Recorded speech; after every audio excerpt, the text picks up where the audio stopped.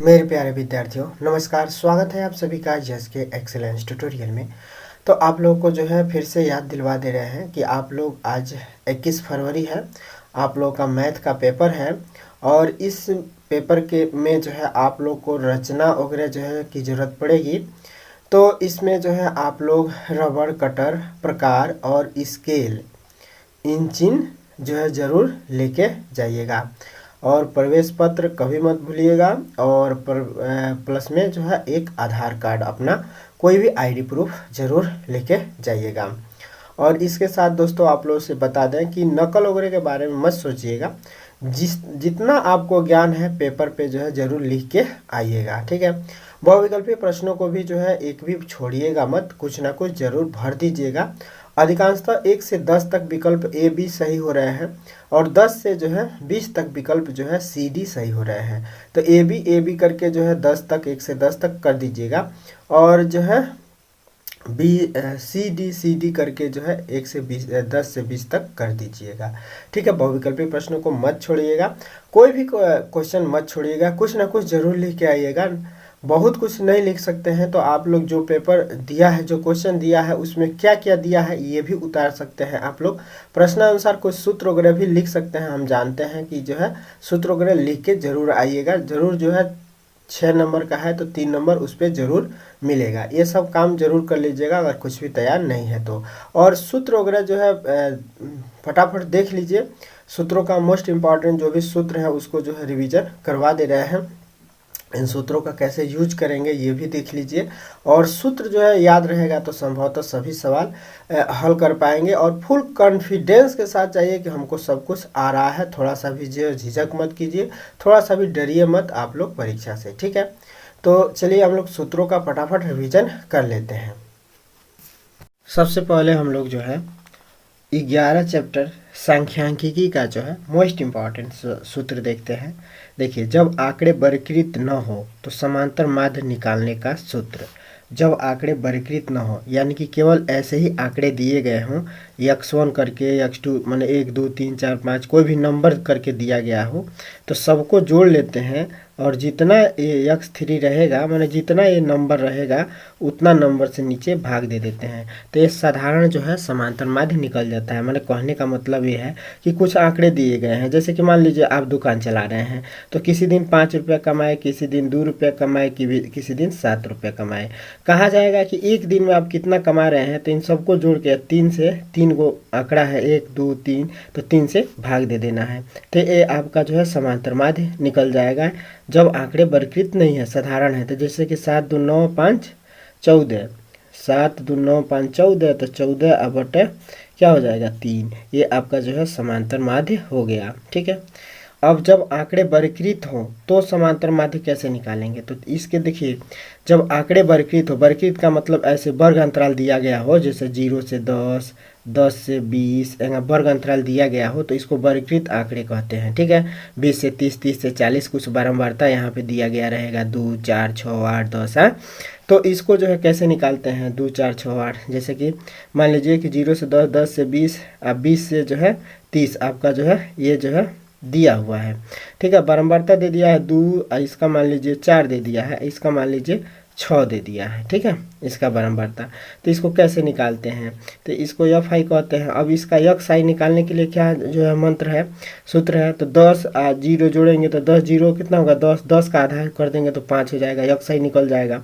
10 20 जोड़ देंगे तो ये हो जाएगा 30, 30 का आधा जो है कितना हो जाएगा 15 हो जाएगा, ठीक है। और 20 30 जोड़ेंगे तो कितना हो जाएगा 30 20 50, 50 का आधा कितना हो जाएगा 25। ये आपका जो है यक्स आई हो गया। अब इसके लिए जो है क्या करते हैं, इसके लिए जो है हम लोग जो है सिग्मा एफ आई एक्स आई निकालते हैं। तो एफ आई एक्स आई निकालेंगे तो एफ आई और एक्स आई हो गया।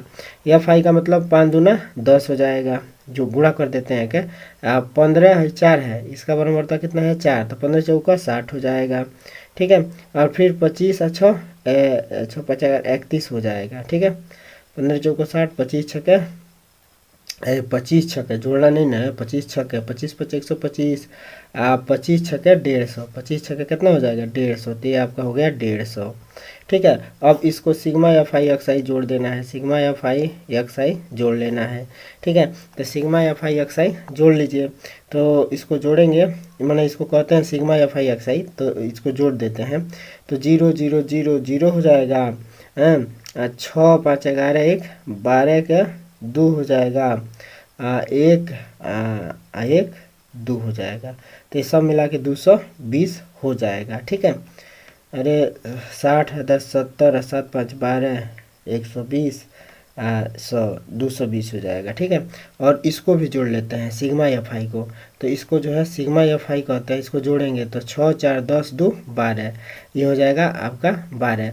अब हम लोग को समांतर माध्य निकालना है, तो जब समांतर माध्य का ये प्रत्यक्ष विधि है, 3 विधि से जो है समांतर माध्य निकालते हैं, तो प्रत्यक्ष विधि होता है सूत्र यक्स डैश, यक्स पे बार कह सकते हैं, तो यक्स पे बार यानी कि समांतर माध्य बराबर जो है क्या हो जाता है, तो सिग्मा एफ आई एक्स आई बटे में सिग्मा एफ आई होता है।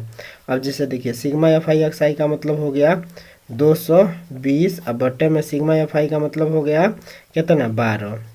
अब कटने वाला है तो काट दीजिए, भाग दे दीजिए, नहीं कटने वाला यहीं पे छोड़ दीजिएगा। ठीक है, यहीं पे आपका आंसर हो जाएगा। ठीक है, तो ये आपका हो गया प्रत्यक्ष विधि। उसके बाद से जो है कल्पित माध्य विधि होता है, तो कल्पित माध्य विधि से जो है आप लोग समांतर माध्य मन निकालिएगा, यही सबसे आसान रहेगा। एफ का एक्स आई में गुणा कर दीजिएगा, फटाक से जो है इसको जोड़ के इससे जो है इसमें इससे भाग दे दीजिएगा बस।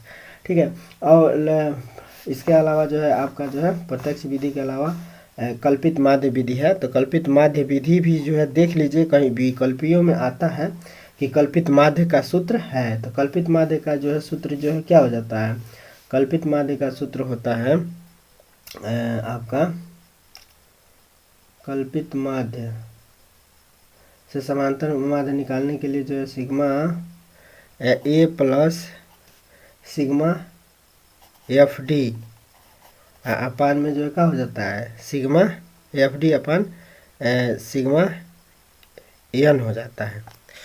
एक minute, A plus sigma F I D I कर सकते हैं इंटीजर, आई इंटू जो है सिग्मा एफ कर दीजिए, एन का मतलब सिग्मा एफ आई हो जाता है। तो ये जो है आपका जो है कल्पित माध्य विधि हो जाता है, कल्पित माध्य। ठीक है, कल्पित माध्य हो जाता है। इसके बाद से पग विचलन विधि, पग विचलन विधि, ये विकल्प में पूछ सकता है कि पग विचलन विधि से माध्य निकालने का सूत्र है, तो सूत्रवा खाली जो है याद होना चाहिए। तो पग विचलन विधि से समांतर माध्य निकालने के लिए आप लोग पहले प्रत्यक्ष विधि का ही प्रयोग कीजिएगा।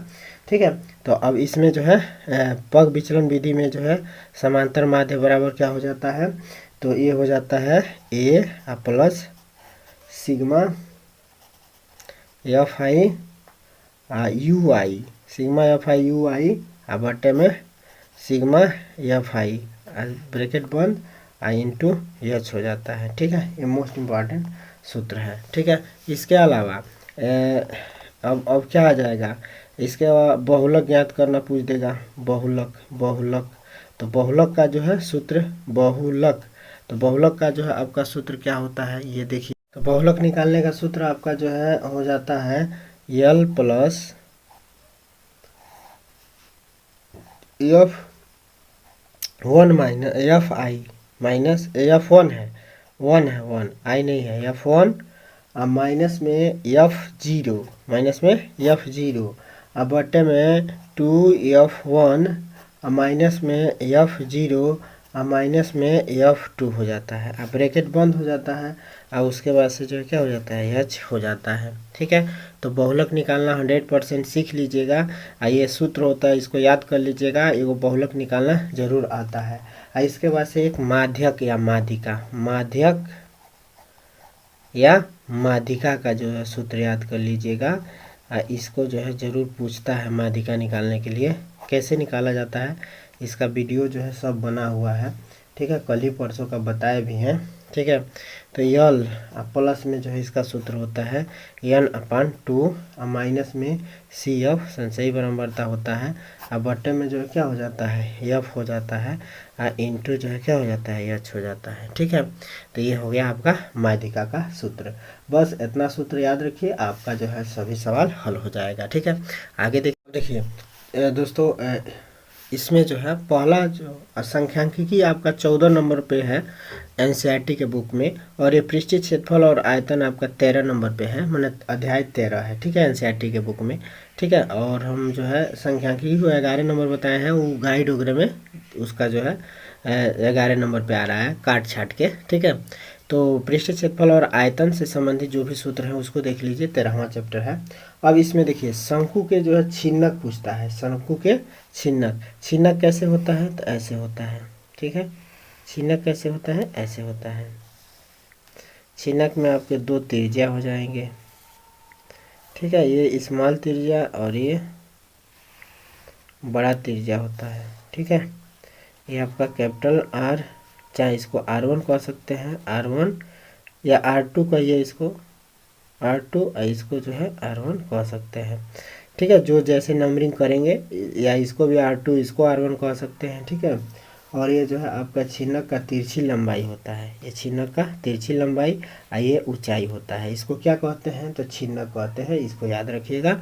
छिन्नक का जो है, जब भी अगर आपके क्वेश्चन में छिन्नक का जिक्र करे तो ये छिन्नक जरूर बना दीजिएगा। ठीक है, छिन्नक बना देंगे तो 1 नंबर इस पे जरूर मिलेगा, चित्र पे जो है 1-2 नंबर मिल जाता है। ठीक है, अब इसमें जो है क्या क्या सूत्र आएगा, तो सबसे पहले छिन्नक का आयतन पूछेगा। छिन्नक है ये, तो छिन्नक का जो है आयतन पूछा जा सकता है। तो छिन्नक के आयतन का जो है सूत्र क्या होता है, इसको देख लीजिए। तो छिन्नक के आयतन का सूत्र होता है 1/3 पाई H, 1/3 पाई H। इसमें जो है हो जाता है R1 का स्क्वायर धन R2 का स्क्वायर, धन में जो है R1 इंटू R2 हो जाता है, R1 इंटू R2 हो जाता है, ब्रैकेट बंद हो जाता है। तो ये जो है छिन्नक के आयतन निकालने का सूत्र हो गया। ठीक है, छिन्नक के आयतन फटाक से जो है ये सब मान जो है दिए रहेंगे, आराम से इसमें भर के इसको जो है सॉल्व कर दीजिएगा। नहीं सॉल्व होगा कम से कम इसमें भर देंगे तब भी जो है कुछ नंबर मिल जाएगा। ठीक है, ठीक है। अब जैसे देखिए, अब छिन्नक के पृष्ठीय क्षेत्रफल पूछ सकता है, शंकु के छिन्नक का पृष्ठीय क्षेत्रफल, शंकु के छिन्नक का पृष्ठीय क्षेत्रफल पूछ सकता है। तो पृष्ठीय क्षेत्रफल का जो है सूत्र क्या हो जाएगा, तो पृष्ठीय क्षेत्रफल बराबर आपका हो जाएगा जो है शंकु के छिन्नक का पृष्ठीय क्षेत्रफल हो जाएगा पाई इंटू यल, अब ब्रैकेट में R1 धन R2। ठीक है, R1 धन R2। अगर मान लीजिए ये यल है, तो अगर यल का मान नहीं पता है तो यल निकालने का सूत्र होता है आपका H का स्क्वायर प्लस में R1 माइनस में जो है R2 का होल ऑफ स्क्वायर। ठीक है, R1 माइनस R2 का होल ऑफ स्क्वायर हो जाता है ये सूत्र। ठीक है, तो ये छिन्नक के जो है पृष्ठीय क्षेत्रफल का सूत्र याद रखिएगा, पाई L R1 माइनस R2 पृष्ठीय क्षेत्रफल। ठीक है, इसके बाद से जो है आपको जो है ये जो है संपूर्ण पृष्ठीय क्षेत्रफल निकालने का सूत्र भी पता होना चाहिए। तो संपूर्ण पृष्ठीय क्षेत्रफल, शंकु के छिन्नक का संपूर्ण पृष्ठीय क्षेत्रफल क्या हो जाता है, संपूर्ण पृष्ठीय क्षेत्रफल। तो संपूर्ण पृष्ठीय क्षेत्रफल का सूत्र आपका हो जाता है pi into L R1 plus में R2 प्लस में फिर से जो है पाई R1 का स्क्वायर धन में R2 का स्क्वायर हो जाता है, R2 का स्क्वायर हो जाता है। ठीक है, तो इसको याद रखिएगा। ठीक है, संपूर्ण पृष्ठीय क्षेत्रफल शंकु के छिन्नक का, बस इतना याद रखिए, सब कुछ जो है आपका हो जाएगा। ये R1 R2 जो है यही होगा। ठीक है, R1 R2 यही होंगे। ठीक है, अक्सर याद रखिएगा, जो बड़ा होगा ना उसको जो है R1 रखिएगा, जो छोटा होगा उसको R2 रखिएगा, तो घटाने में दिक्कत नहीं होगा। ठीक है, अब आगे देखते हैं। इसमें ज़रूर आप लोग ध्यान रखिएगा कि R1 जो त्रिज्या लीजिएगा वो बड़ा लीजिएगा, हमेशा R1 बड़ा लीजिएगा, किससे, R2 से। R2 को जो है R1 को जो है हमेशा बड़ा रखिएगा और R2 को छोटा। ठीक है। R2 मैंने इसको R1 कर दीजिएगा, इसको R1 कर दीजिएगा, जो बड़ा रहेगा नीचे वाला, और इसको R2 कर दीजिएगा, ताकि ये घटाने उठाने में दिक्कत नहीं होगा। ठीक है, आगे बढ़ते हैं। वृत्तों से संबंधित क्षेत्रफल, वृत्तों से संबंधित क्षेत्रफल आपके चैप्टर का नाम है, चैप्टर 12वां है। ठीक है, तो इसमें जो है मोटा मोटी आप वृत्त का क्षेत्रफल निकालने का सूत्र जानते होंगे। ठीक है, वृत्त का क्षेत्रफल, तो वृत्त का क्षेत्रफल, वृत्त का क्षेत्रफल बराबर क्या होता है, तो पाई आर स्क्वायर होता है, याद रखिएगा। वृत्त का क्षेत्रफल निकालने का सूत्र क्या होता है, पाई आर स्क्वायर। वृत्त होता क्या है, तो देख लीजिए वृत्त क्या होता है, ये आपका वृत्त होता है। वृत्त जो है एक ऐसा जो है वक्र रेखीय आकृति होती है, जिसके केंद्र से जो वक्र की दूरी जो है क्या होती है, हमेशा समान होती है। अब ये वृत्त का जो है केंद्र होता है, केंद्र से जो है एक दूसरे माने इसको परिधि कहते हैं। तो केंद्र के एक बिंदु से माने परिधि के एक बिंदु से दूसरे बिंदु को मिलाने वाला जो केंद्र से होकर जाता है उसको व्यास कहते हैं। माने केंद्र से होते हुए और जो है दोनों परिधियों को मिला दें इधर और इधर, तो इसको हम लोग क्या कहते हैं, व्यास कहते हैं। इसके यहाँ से लेकर यहाँ तक को क्या कहते हैं, व्यास कहते हैं। और इसके आधा यानी कि यहाँ से लेकर यहाँ तक को त्रिज्या कहते हैं। ठीक है, व्यास त्रिज्या, हमेशा जो है व्यास जो है क्या होता है, त्रिज्या का दुगुना होता है। व्यास जो है क्या होता है, तो व्यास व्यास जो है त्रिज्या का 2 गुना होता है। ठीक है, और त्रिज्या क्या होता है, तो व्यास का आधा होता है, याद रखिएगा। अगर व्यास दिया है तो उसका आधा कर देंगे तो त्रिज्या निकल जाएगा। जैसे त्रिज्या मान लीजिए आपका व्यास 10 दिया है तो इसका आधा कर देंगे तो त्रिज्या आपका 5 निकल जाएगा। त्रिज्या यहाँ पे क्या हो जाएगा, 5 हो जाएगा। ठीक है, और मान लीजिए आपको जो है त्रिज्या 5 दिया है तो व्यास निकालना है, तो इसका दुना कर देंगे तो व्यास निकल जाएगा, यानी कि व्यास बराबर क्या हो जाएगा, तो 10 हो जाएगा। फिर से दुना कर देंगे तो ठीक है, तो ये हो जाएगा आपका क्षेत्रफल का सूत्र हो गया। ठीक है, क्षेत्रफल का सूत्र हो गया। परिधि निकालना है वृत्त का, तो परिधि बराबर क्या होता है, परिधि परिधि बराबर आपका हो जाता है 2 पाई आर हो जाता है। ठीक है, अब वृत्त में जो है आपको जो है त्रिज्या खंड का क्षेत्रफल भी पूछ देता है। वृत्त में त्रिज्या खंड का क्षेत्रफल, तो जो है त्रिज्या खंड के क्षेत्रफल निकालने का, जैसे त्रिज्या खंड क्या होता है, तो ये देख लीजिए। तो ये जो है आपका वृत्त हो गया, वृत्त में जो ऐसे करके जो है आकृति बना देगा तो ये त्रिज्या खंड हो जाता है। ये जो है थीटा कुछ मान दिया रहता है, ये आपका त्रिज्या होता है आर। तो इसका सूत्र, इसके क्षेत्रफल निकालने का, त्रिज्या खंड के क्षेत्रफल निकालने का सूत्र होता है वृत्त के त्रिज्या खंड का क्षेत्रफल। वृत्त के त्रिज्या खंड का क्षेत्रफल निकालने का सूत्र क्या होता है, त्रिज्या खंड के क्षेत्रफल निकालने का सूत्र क्या होता है, तो थीटा बटे 360, थीटा बटे 360 अब पाई आर स्क्वायर, थीटा बटे 360 पाई आर स्क्वायर। तो ये त्रिज्या खंड का जो है क्षेत्रफल निकालने का सूत्र होता है। अगर इसका यूज देखना है तो देखिए यूज कैसे देखेंगे। मान लीजिए थीटा है, थीटा का मान आपको दे देगा कि त्रिज्या खंड के सूत्र एंगल कितने का है, तो मान लीजिए आपका 60 डिग्री है। पाई का मानवा दे दिया 7, मान लीजिए आर का मान 7 दे दिया है। ठीक है, मान लीजिए कहता है कि कोई वृत्त है जिसकी त्रिज्या 7 सेंटीमीटर है या व्यास 14 सेंटीमीटर, ऐसे भी कह सकता है। तो त्रिज्या 7 सेंटीमीटर है और उसका थीटा का मान जो है माने थीटा का मान कह देगा कि वो 60 डिग्री पर जो है एक त्रिज्या खंड बनाता है, तो जो है इसका जो क्षेत्रफल ज्ञात कीजिए। तो फटाक से थीटा का मान दिया है तो 60 भर देना है, 360 इजा भर देना है। पाई का मान 22/7 होता है तो पाई 22/7 लिख देना है। आर का मान 7 है तो 7 × 7 लिख देना है। फटाक से 7 से 7 को काट दीजिए, 0 से 0, 6 × 36 6 हो जाएगा। 2 से जो है काट सकते हैं, 2 अगर हम 22 और 2 तिहाई 6।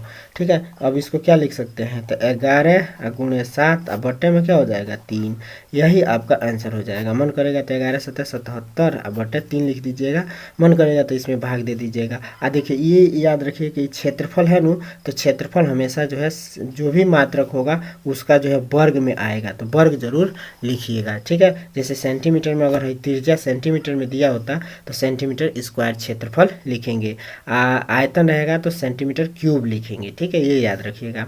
ठीक है, तो ये त्रिज्या खंड का क्षेत्रफल निकालने का सूत्र हो गया। अब यही जो है चाप की लंबाई, ये त्रिज्या खंड बना है नु, इसके चाप की लंबाई निकालने का सूत्र पूछ देगा। तो चाप की लंबाई आर है और ये थीटा है। ठीक है, तो चाप की लंबाई यल बराबर, इसी को हम लोग क्या कहते हैं, चाप की लंबाई या त्रिज्या खंड का जो है वह चाप की लंबाई यल बराबर क्या होता है, तो चाप की लंबाई ये यल होता है, तो यल बराबर जो है क्या होता है, तो बस थीटा बटे 360 है होगा, अब 2 पाई आर हो जाएगा, थीटा बटे 60 2 पाई आर हो जाएगा, यानी कि परिधि में थीटा बटे 360 से गुणा कर देंगे तो चाप की लंबाई निकल जाएगा।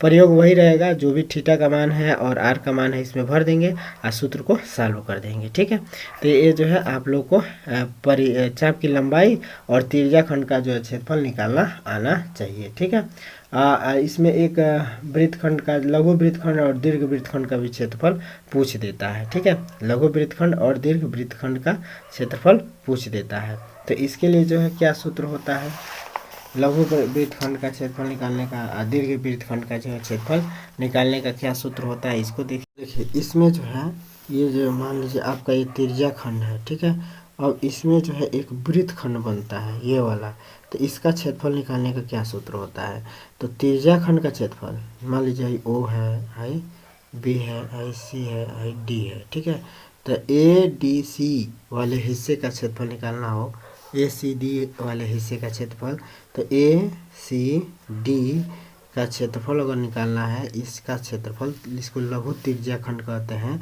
लघु वृत्तखंड, इसको क्या कहेंगे, लघु वृत्तखंड, लघु वृत्तखंड कहते हैं, वृत्तखंड, लघु वृत्तखंड।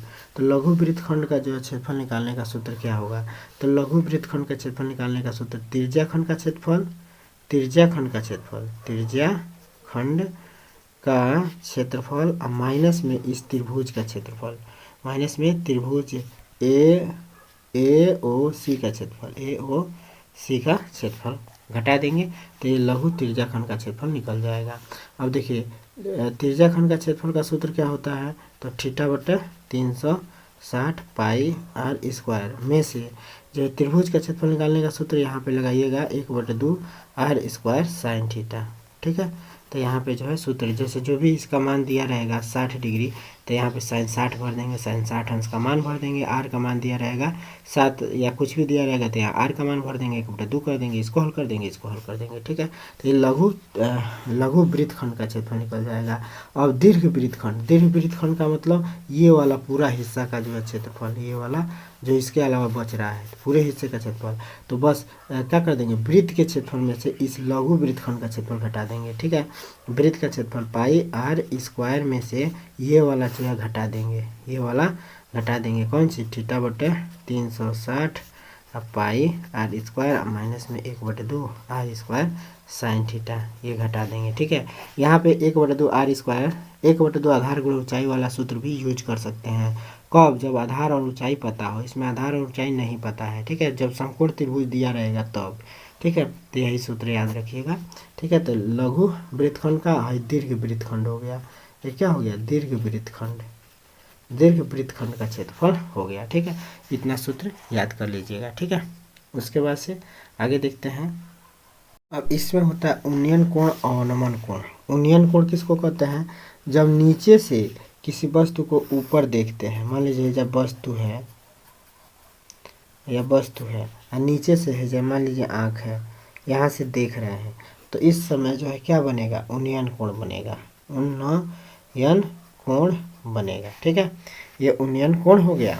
ठीक है, और अवनमन कोण का मतलब जैसे कि मान लीजिए यहाँ पे जो है कोई वस्तु, यहाँ पे जो है आपका आँख है, देख रहे हैं, और यहाँ पे वस्तु है, यानी कि जब आँख यहाँ पे है और यहाँ से, तो इसके ये एक समांतर रेखा बनता है, एक सीधा रेखा बनता है, और इस पे एक कोण जो बनेगा, ये मान लीजिए कहेगा कि अवनमन कोण, तो अवनमन कोण समझिए यहाँ पे 30 डिग्री है। ठीक है, अवनमन कोण, यही अवनमन कोण होगा, अवनमन कोण, यही अवनमन कोण होगा। अब इसके एकांतर यहाँ पे जो है अवनमन कोण आ जाता है। ठीक है, जैसे कि मान लीजिए अब और आपको एक ऐसा कोई चित्र बनाना है कि एक भवन है। ठीक है, एक भवन है, इस पे कोई आदमी है और इसको जो है यह जो है यह नीचे किसी वस्तु को देख रहा है, मान लीजिए यह गेंद है, गेंद को देख रहा है, तो कहेगा कि इसका अवनमन कोण 30 डिग्री है। तो 30 डिग्री का मतलब यहाँ अवनमन कोण 30 बनाएंगे, इसी के एकांतर यहाँ पे 30 हो जाता है। ठीक है, यहाँ पे एकांतर 30 हो जाता है। ठीक है, ये आपका, तो अवनमन कोण का मतलब ऊपर से नीचे देख रहे हैं, ऊपर से नीचे देख रहे हैं। उन्नयन कोण का मतलब नीचे से ऊपर देख रहे हैं। ठीक है, ये जो है आपका कोण बना देता है। ये जो है हमेशा देखिए, अब त्रिकोणमिति में जो है हाइट एंड डिस्टेंस में एक रेखा को हम लोग जो है मकान मान सकते हैं, भवन मान सकते हैं, कुछ भी मान सकते हैं, भवन मान सकते हैं। इसको जो है क्षैतिज रेखा को जो है आधार मानते हैं। इसको क्या मानते हैं? आधार मानते हैं। ये हमेशा जो है भवन वगैरह, इमारत वगैरह तो एक रेखा से दिखा देते हैं। ठीक है, अब बस अब इसमें ये हमेशा जो है 90 डिग्री का रहेगा। ठीक है, ये 90 डिग्री का रहेगा। ये जो है आपका इसमें कर्ण हो जाता है। ठीक है, ये लंब हो जाता है, ये आधार हो जाता है। अगर कहाँ पे थीटा यहाँ पे है तो, ठीक है, थीटा है तो थीटा के जस्ट सामने वाले को जो है लंब कहते हैं। और इसके अलावा जो आधार है, कर्ण जो है 90 डिग्री के सामने के जो भुजा होते हैं इसको कर्ण कहते हैं। ठीक है, मान लीजिए आपको ये भुजा दे दिया है 4 सेंटीमीटर, ये दे दिया है 3 सेंटीमीटर, कह देगा इसको निकालना है। तो पाइथागोरस प्रमेय से जो है इसको निकाल सकते हैं। पाइथागोरस प्रमेय क्या कहता है कि कर्ण का वर्ग बराबर, यानी कि कर्ण निकालना है तो कर्ण बराबर डायरेक्ट निकालिए तो कर्ण बराबर क्या हो जाएगा, अंडर रूट में लंब का वर्ग अधन में आधार का वर्ग बेस बी का वर्ग। ठीक है, तो कर्ण लंब का वर्ग धन आधार का वर्ग, यानी कि इसका वर्ग कर दीजिए 4 चौको 16, इसका वर्ग कर दीजिए 3 त्रिके 9, 16 9 25, तो 25 का रूट करेंगे तो 5 हो जाएगा, तो कर्ण आपका 5 हो जाएगा। ठीक है, तो ये वाला भुजा निकल गया। ठीक है, बस इसमें से कोई 2 गो दे देगा, एगो पूछ देगा। ठीक है, अब मान लीजिए इसमें साइन थीटा कास थीटा का मान पूछ देगा, तो साइन थीटा बराबर आपको याद रखना पड़ेगा कि क्या होता है, लंब बटे कर्ण, लंब बटे कर्ण, लाल बटे काका से याद रखिएगा, लंब बटे कर्ण, तो लंब बटे कर्ण। अब लंब कितना है, इस थीटा के हिसाब से देखिए, थीटा के हिसाब से देखिएगा, इस थीटा के हिसाब से लंब क्या हो जाएगा आपका 3, तो यहाँ पे 3 भर दीजिए। के का मान कर्ण कितना है 5, तो 5, तो अगर पूछ दिया कि साइन थीटा का मान कितना है तो 3/5 बता देंगे। कास थीटा बराबर क्या होता है, तो कास थीटा बराबर होता है आधार बटे कर्ण। ठीक है, तो आधार को जो है क्या कहते हैं, आधार को बेस 20 के लाल बटे काका, आधार को ए कहते हैं, ए तो ए बटे के हो जाएगा। ठीक है, तो ए बटे के, आधार बटे कर्ण याद रखिएगा ना, आधार बटे कर्ण, तो आधार बटे कर्ण, आधार कितना है 4 और कर्ण कितना है 5, तो 4/5 हो जाएगा इसका मान। ठीक है, तो ऐसे मान निकालने को पूछ सकता है। ठीक है, और बाकी जो है त्रिकोणमिति के कुछ सूत्र हैं उसको याद कर लीजिए। अब इसमें जो है मोटा मोटी याद रखिएगा, साइन थीटा बराबर क्या होता है, साइन ए बराबर क्या होता है, तो 1 कोसेक ए, व्युत्क्रम संबंध इसको कहते हैं, कोसेक ए हो जाता है। ठीक है, सेक का क्या हो जाएगा, कास का क्या हो जाता है, कास ए बराबर हो जाता है 1 सेक ए, कास ए बराबर क्या हो जाता है 1 सेक ए हो जाता है। सेक का जो 1 कास हो जाएगा। ठीक है, टेन का जो है क्या हो जाता है, टेन ए बराबर हो जाता है 1 काट ए, इतना याद रहेगा। तो फिर देखिए साइन ए बराबर 1 कोसेक ए, या कोसेक ए बराबर पूछ देगा तो 1 साइन ए हो जाएगा। उसी तरह से कास ए बराबर 1/सेक ए, सेक ए बराबर 1/कास ए हो जाएगा। टेन का 1/काट, तो काट का 1/टेन हो जाएगा। ठीक है, तो ये 3 गो सूत्र ये याद रखिएगा, व्युत्क्रम संबंध हो गया। फिर एक याद रखिएगा टेन थीटा बराबर साइन, टेन थीटा या ए बराबर, टेन थीटा भी हो सकता है या टेन ए बराबर भी हो सकता है, तो ये हो जाता है साइन ए बटे कास ए भी एक सूत्र होता है। ठीक है, टेन थीटा बराबर, और काट थीटा बराबर क्या हो जाएगा, इसी का उल्टा हो जाएगा, यानी कि कास ए बटे साइन ए हो जाता है, ये याद रखिएगा। ठीक है, उसके बाद से आपका जो है ये साइन 90 माइनस थीटा बराबर क्या होता है, तो यही वाला पूछेगा, साइन 90 माइनस थीटा या साइन 90 माइनस ए, कोई भी हो सकता है। साइन 90 माइनस थीटा भी याद रख सकते हैं, या साइन 90 माइनस ए, कुछ भी घटाएंगे तो यहाँ पे क्या हो जाता है, कास ए हो जाता है। ठीक है, साइन का क्या हो जाता है कास, कास का क्या हो जाएगा साइन। ठीक है, टेन का जो है क्या हो जाएगा, तो टेन 90 माइनस ए करेंगे तो जो है क्या हो जाएगा, काट ए हो जाता है। ठीक है, साइन का कास हो जाता है, टेन का काट हो जाता है, काट का जो है टेन हो जाएगा, सेक का जो है कोसेक हो जाता है, सेक 90 माइनस ए बराबर क्या हो जाएगा, कोसेक हो जाएगा। अब देखिए घंटी बज गया, मेमोरी फुल हो रहा है। ठीक है, तो सेक का जो है कोसेक ए हो जाता है। ठीक है, और वही कोसेक का पूछ देगा तो जो है सेक हो जाता है। ठीक है, तो इतना याद रखिएगा कि साइन 90 माइनस थीटा बराबर कास थीटा, या कास 90 माइनस थीटा बराबर sine theta, ten 90 minus theta बराबर काट थीटा, या काट थीटा कह सकते हैं यहाँ पे, या चाहे ए कह सकते हैं। ठीक है, तो काट ए हो जाता है, या काट 90 माइनस थीटा पूछ देगा, 90 माइनस ए पूछ देगा तो टेन हो जाएगा। ठीक है, तो इतना याद रखिएगा। ठीक है, उसके बाद से आपका जो है वर्ग संबंध वाला तो जो है खत्म कर दिया है, जैसे कि sine square theta cos square sine square theta धन में जो है कास स्क्वायर थीटा बराबर ये सर्वसमीका है बराबर 1 होता है। तो सर्वसमीका पे जो है आपको सवाल खत्म कर दिया है, सेक स्क्वायर थीटा और माइनस में टेन स्क्वायर थीटा बराबर क्या हो जाता है, 1 हो जाता है। और कोसेक स्क्वायर थीटा और माइनस में कोसेक काट स्क्वायर थीटा बराबर 1 हो जाता है। तो ये सर्वसमीका पर आधारित है, तो ये भी जो है पूछ सकता है बहुविकल्पीय में, और नहीं भी पूछेगा इस साल के लिए। ठीक है, और फिर ये टेबल याद कर लीजिए वाला, आप लोग टेबल याद कर लीजिएगा कि साइन ए का मान, साइन 0 अंश का मान कितना होता है। जैसे कि भाई जो है आपका इधर 0, 30, 45, 60 और 90। ठीक है, और इधर मान लीजिए साइन बना दीजिए, साइन ए लिख दीजिए। अब साइन थीटा के 0 डिग्री का मान, साइन 0 डिग्री का मान। ठीक है, ए का मतलब 0 आ जाएगा, माने साइन 0 बराबर कितना होता है, तो साइन 0 अंश का मान 0 हो जाता है। फिर साइन 30, ए के जगह पे 30 आ जाएगा, भाई समझ लीजिए आपका ए है, भाई ए बराबर अगर इतना रख दिया जाए यहाँ पे, तो साइन ए का मान माने साइन 0 अंश का मान क्या होगा 0, साइन 30 अंश का मान क्या होता है 1/2, और साइन 45 अंश का मान क्या होता है तो 1/√2, और साइन जो है 60 अंश का मान √3/2, और साइन 90 अंश का मान 1 होता है, ये याद रखिएगा। और फिर कास ए, तो कास 0 अंश का मान याद रखिएगा कि क्या, इसी का उल्टा लिख देना है, 1 हो जाएगा। कास जो है 0 अंश का मान 1, आकाश 30 डिग्री का मान √3/2 हो जाएगा, √3/2। आकाश 45 अंश का मान 1/√2, दोनों के ही बराबर होगा। और फिर जो है 30 डिग्री का मान जो है क्या हो जाएगा, तो 1/2 हो जाएगा। 90 डिग्री का मान क्या हो जाएगा 0। बस इधर से लिखते चले आएंगे तो जो है एक कास ए का मान हो जाएगा। तो ये कास ए मैंने साइन कास का मान याद रखिए, या फिर टेन का मान याद रखिए, इतने से आपका काम चल जाएगा। तो टेन 0 अंश का मान याद रखिएगा कि जो है क्या होता है 0 होता है, टेन 0 अंश का मान 0 होगा। फिर टेन जो है 30 डिग्री का मान 1/√3 हो जाता है। और फिर जो है 45 डिग्री का मान 1 हो जाता है। और फिर जो है 60 डिग्री का मान √3 हो जाता है।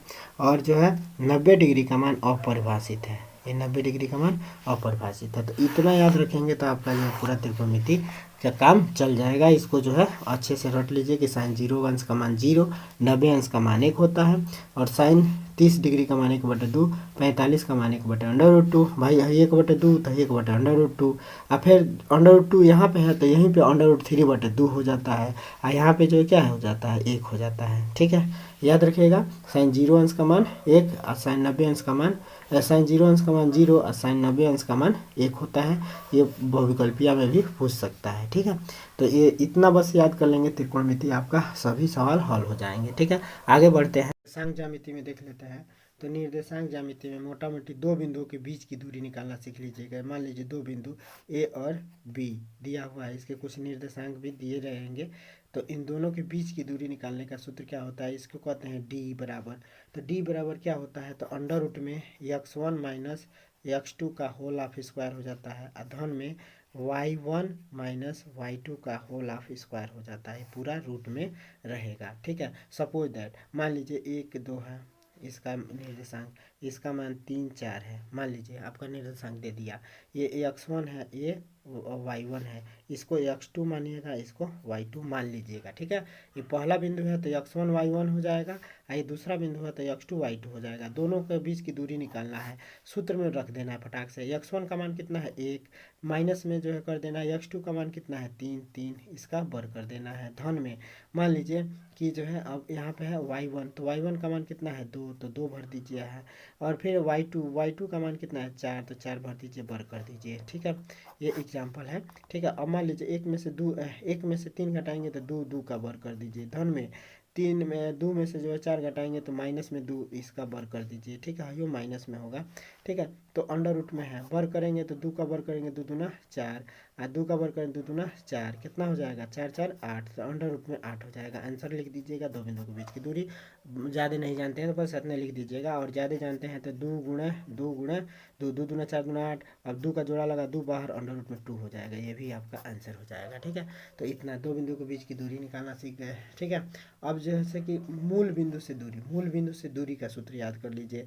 जैसे कि मान लीजिए ये आपका जो है मूल बिंदु होता है, तो यहाँ से कहेगा कि कोई बिंदु है, यहाँ पे कोई बिंदु दे देगा जी, जैसे मान लीजिए 2 3 दे देगा। ठीक है, 2 3 तो मूल बिंदु से दूरी निकालना है। ठीक है, 2 3 इसका जो है दूरी दे दिया है। ठीक है, कहेगा कि मूल बिंदु से दूरी बताइए। ठीक है, तो मूल बिंदु का निर्देशांक 0 0 होता है। ठीक है, 0 0 होता है। तो बस मूल बिंदु की दूरी निकालने का सूत्र आपका जो है फटाक से तैयार हो जाएगा। अंडर रूट में यक्स का जो है यही आपका देखिए, ये x1 और ये y1 होगा, तो ये जो है दोनों 0 हो जाएंगे। तो ये समझ लीजिए कि x2 का वर्ग धन मन वही जौन एगो बिंदु एक एगो देवे करेगा, कहेगा मूल बिंदु से दूरी बताइए, तो इसका वर्ग कर देना, इसका वर्ग, यानी कि x का वर्ग धन y का वर्ग हो जाता है। x का वर्ग धन y का वर्ग हो जाता है। जैसे कहने का मतलब क्या है कि मूल बिंदु से दूरी निकालेंगे तो 2 का वर्ग कर देंगे 2 दूना 4, और 3 का वर्ग कर देंगे 3 तिरके 9, 9 4 13, अंडर रूट में 13 हो जाएगा। ठीक है, सेंटीमीटर में है तो सेंटीमीटर। ठीक है, तो ये हो गया आपका मूल बिंदु से दूरी।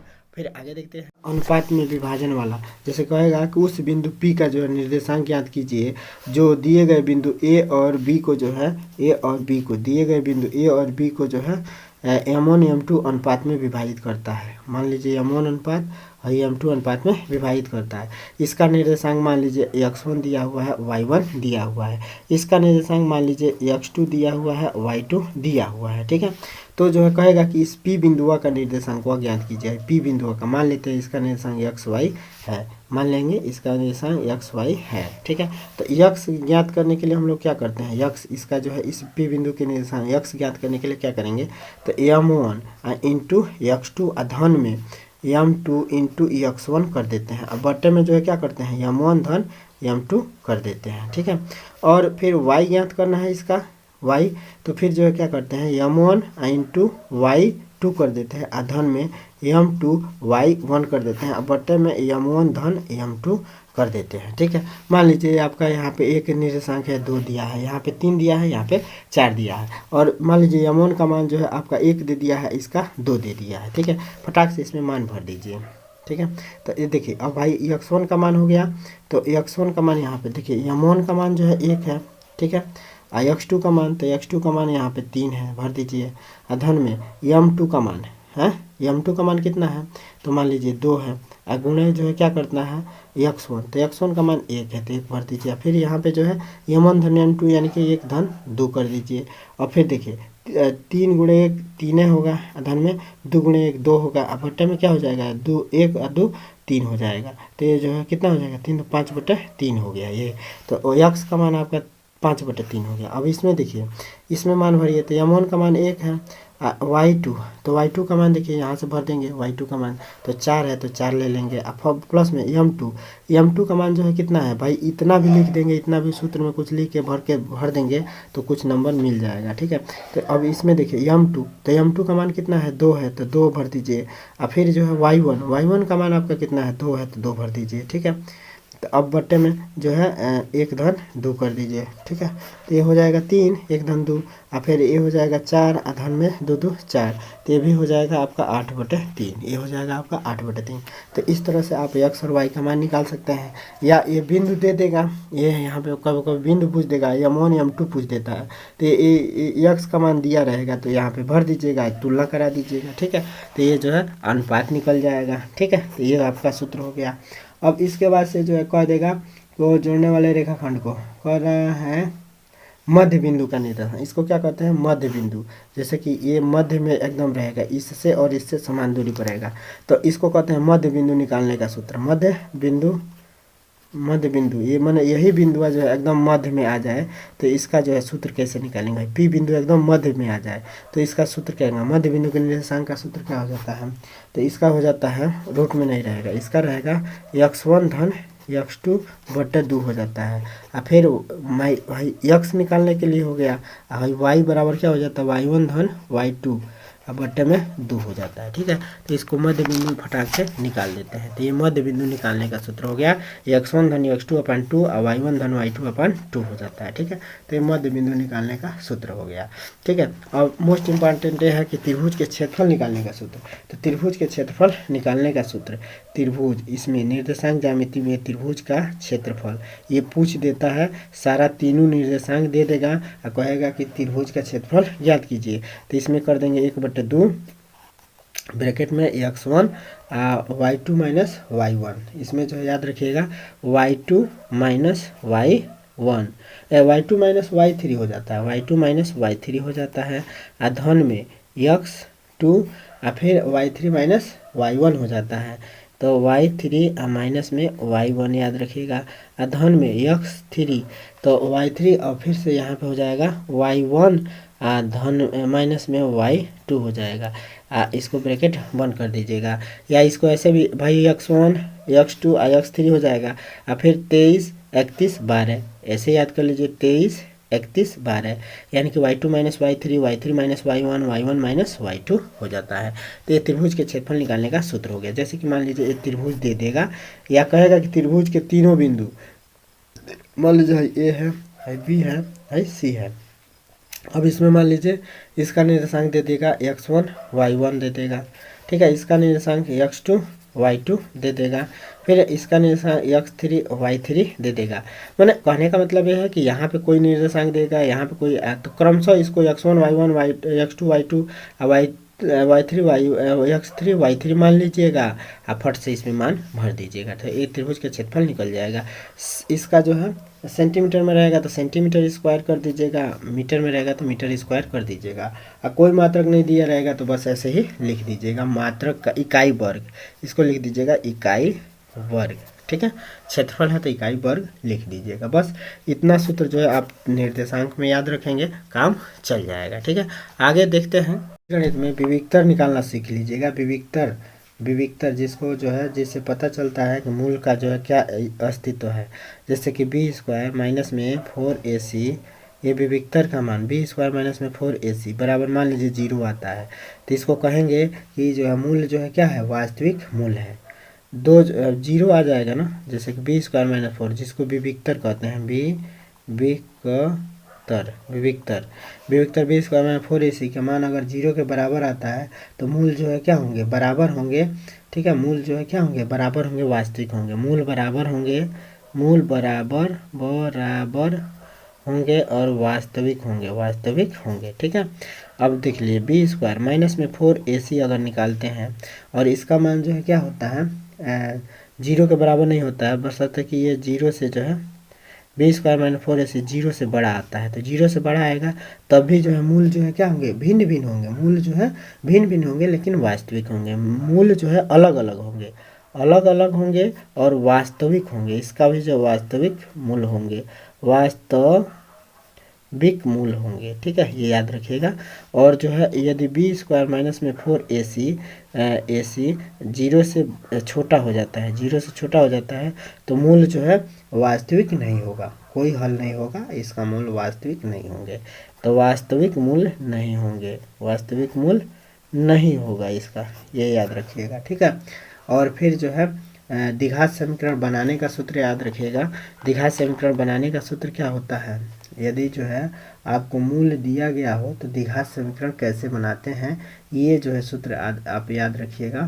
तो द्विघात समीकरण कैसे बनाएंगे, ये सूत्र हो जाता है आपका x का स्क्वायर माइनस में अल्फा धन बीटा x प्लस में जो है अल्फा इंटू बीटा। माने जैसे 2 मूल दिया रहेगा तो दोनों मूलों का योग इंटू x और दोनों मूलों का गुणनफल हो जाता है। ठीक है, जैसे कि मूल दे देगा आपका, मूल क्या दे देगा, मान लीजिए एक मूल दे देगा, कहेगा कि एक मूल जो है क्या है, एक मूल कहेगा कि 2 है और दूसरा मूल कह देगा 3 है। ठीक है, तो कहेगा कि इससे द्विघात समीकरण बनाइए। तो यही जो है इसी सूत्र में मान भर देंगे।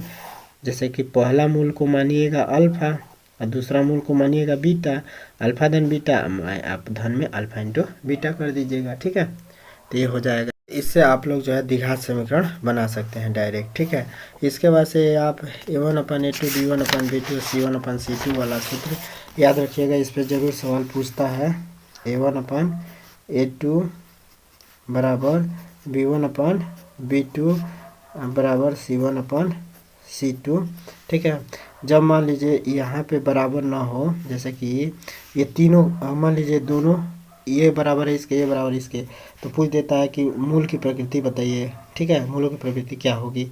ठीक है, तो ये जो है क्या होंगे, इसके जो है अनेक हल होंगे, इसके अनेक हल होते हैं। ठीक है, मूल अलग अलग होते हैं। ठीक है, और जब A1/A2 करते हैं अब बराबर नहीं होता है B1/B2 के, तो ये जो है अद्वितीय हल होता है, माने इसका केवल एक हल होगा, अद्वितीय हल होता है। ठीक है, केवल एक हल जिसको कहते हैं केवल एक हल।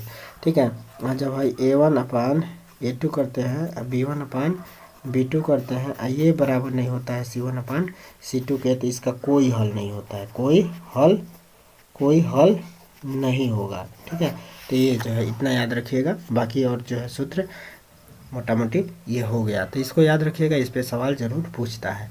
तो फाइनल आपका हो गया जो भी सूत्र हैं, तो इन सबको जो है फटाफट रिवीजन कर लीजिएगा और फिर मिलते हैं अगले वीडियो के साथ। तब तक के लिए जय हिंद।